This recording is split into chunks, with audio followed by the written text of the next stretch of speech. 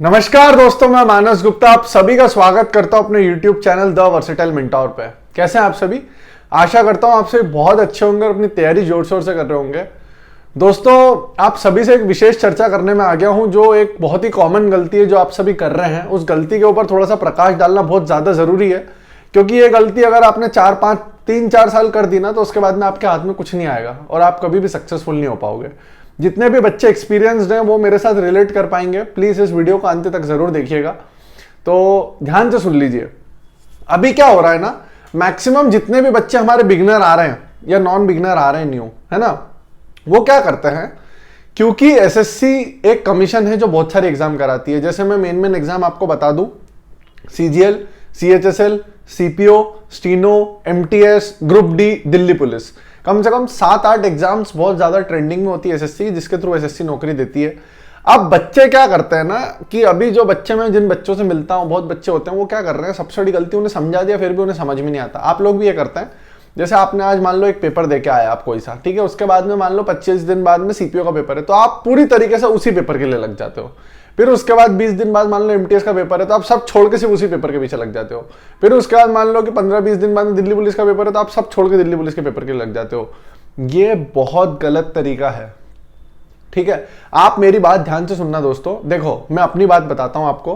पहले मैंने 5 से 6 महीने प्रॉपर तैयारी करी। 5 महीने प्रॉपर तैयारी करी, इसका मतलब सिर्फ अपना सिलेबस कंप्लीट किया, अच्छे से इंग्लिश, रीजनिंग, मैथ्स, जीके चारों सब्जेक्ट पे अच्छे से कमांड बनाई।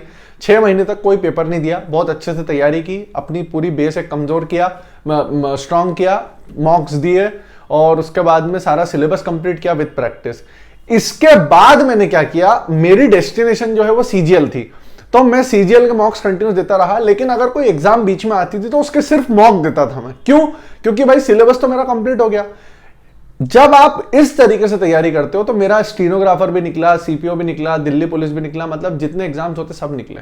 क्योंकि आप मतलब समझ पा रहे हो, क्योंकि मैंने पहले 6 महीने उस कैलेंडर, उस एग्जाम को न देखते हुए अपना सिलेबस कंप्लीट किया। आप लोग अभी क्या करते हैं, सिलेबस वगैरह पे कोई ध्यान देता नहीं है, जो पेपर आता है उसका सीधे मॉक लगाने लग जाते हैं, आपके नंबर आते नहीं है, और आखिरी के 2 दिन पहले आपको ये समझ में आता है कि मेरे मार्क्स क्यों नहीं आ रहे हैं, अभी 2 दिन बाद पेपर है, मेरा सिलेक्शन ही नहीं होगा। तो आपने ये जो 20-25 दिन थे ये अपने वेस्ट कर दिए हैं, ठीक है। तो सबसे पहली चीज तो आज से ही ये गलती करना बंद कर दो। सबसे पहले अपना सिलेबस कंप्लीट करो। सिलेबस कंप्लीट करने के लिए मैंने अभी शौर्य सीरीज चालू करी है। 150 दिन मतलब 5 महीने मेरे साथ चलो, एक बार प्रैक्टिस के साथ पूरा प्रॉपर सीरीज आपकी कंप्लीट करवा दूंगा, मैं पूरा सिलेबस कंप्लीट करवा दूंगा। उसके बाद देखना दोस्तों, सारे एग्जाम के फॉर्म्स भरेंगे हम और सारी एग्जाम देंगे और सारी एग्जाम निकालोगे आप, ये मेरा वादा है आप लोगों से।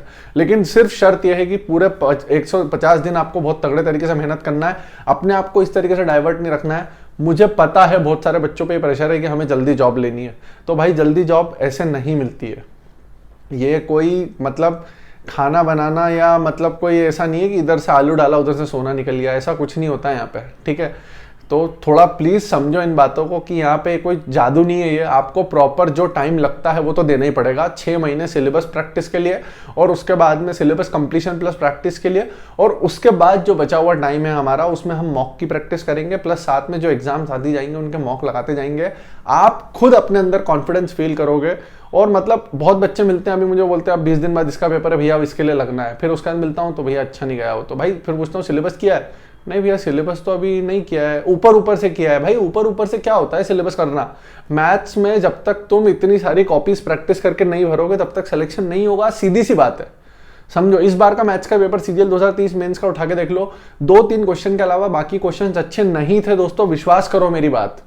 आप खुद खोल के देखना, घर पे आगे जो पेपर मेंस का देखा है उनको भी लगेगा कि 1-2 क्वेश्चन सिली मिस्टेक करे उन्होंने, और बचे हुए क्वेश्चन उनसे हो सकते थे, सिर्फ कैलकुलेशन ने उन्हें फंसाया है, ठीक है। कैलकुलेशन और मैथ्स में सिलेबस प्रैक्टिस जितनी करोगे ना, तुम्हारे क्वेश्चन में वो दिमाग देखते से क्लिक होगा, तुम्हारा हाथ चलने लग जाएगा, तुमसे वो क्वेश्चन बनने लग जाएगा। तो प्लीज ये गलती ना करें कि जो एग्जाम आ रही है उसके लिए ओरिएंटेड हो जाए। कोई एसएससी के अलावा रेलवे का एग्जाम आता है तुम उसमें लग जाते हो। पहले एक बार बेस बना लो, पहले पहली मंजिल खड़ी कर लो, उसके बाद में फिर ऊपर के जितने टावर है वो तुम अपने आप बनाते जाओगे। अभी तुम क्या हो रहा है ना, नीचे का बेस नहीं है, ऊपर के मंजिल फ्लोर बनाने का सोच रहे हो तुम, और वो फ्लोर कैसे बनेंगे जब बेस ही नहीं है? तो पूरी मंजिल, पूरी इमारत तुम्हारी गिर जाएगी, ढह जाएगी। तो मेरी बात को अच्छे से समझो। पहले अभी नियरली 5 महीने के लिए आप मेरे साथ चलो, मेरी शॉर्ट सीरीज फॉलो करो।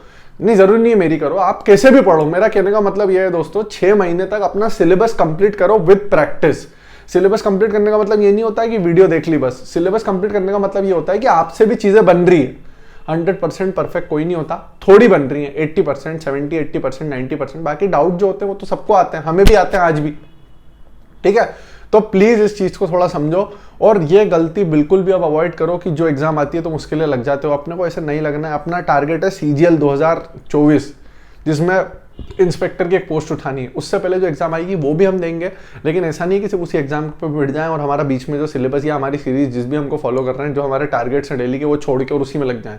ये नहीं करना है आप लोगों को। भले ही आप स्टेट की एग्जाम दे रहे हो, मेरे कहने का मतलब है पहले गोल फिक्स करो अपना कि मेरे को वही गोल पे चलना है। SSC इसीलिए बढ़िया है क्योंकि SSC का सिलेबस सारी एग्जाम्स का लगभग एक ही है। एक बार एक सिलेबस आपने कर लिया ना तो आपकी लगभग सारी एग्जाम्स निकल सकती हैं, ठीक है। जैसा हमारे साथ हुआ था, CGL भी निकली, CHSL भी निकली, CPO भी निकली, फिर अपनी स्टीनो भी निकली, दिल्ली पुलिस भी निकली, सारे पेपर निकले। फेस सिलेक्शन पोस्ट 8 भी मैंने भरा था, वो भी निकला हुआ था मेरा।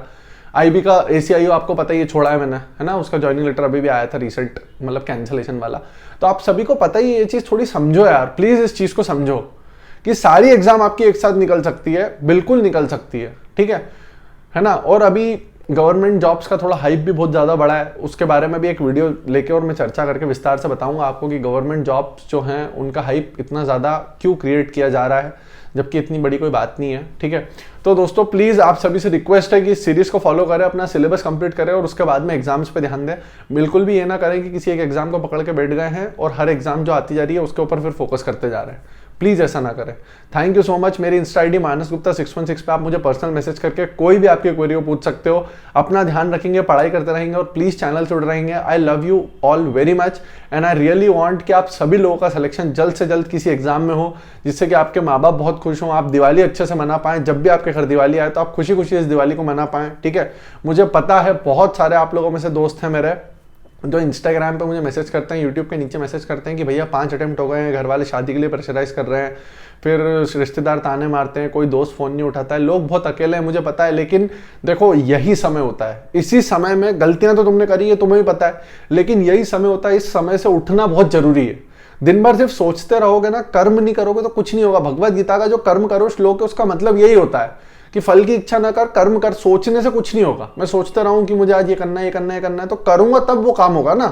तो सोचना बंद करो। जितनी भी नेगेटिविटी फेलियर्स आपने देखे हैं, कोई बात नहीं, आपकी स्टोरी जो बनेगी ना वो यही तो बनेगी। अपने बच्चों को, पोतों को बाद में क्या सुनाओगे?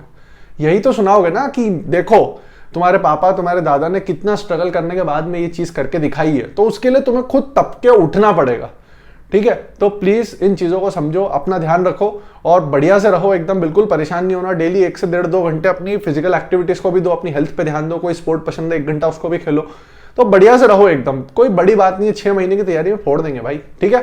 थैंक यू दोस्तों, बाय।